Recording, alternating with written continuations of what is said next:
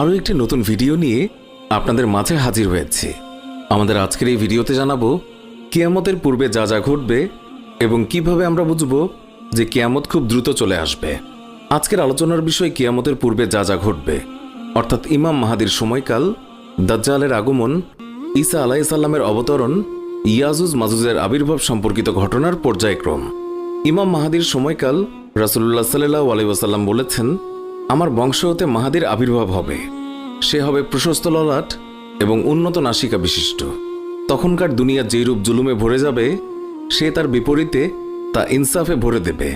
তার যুগে উম্মত অযাচিত প্রাচুর্যের অধিকারী হবে, যা ইতিপূর্বে কখনো হয়নি।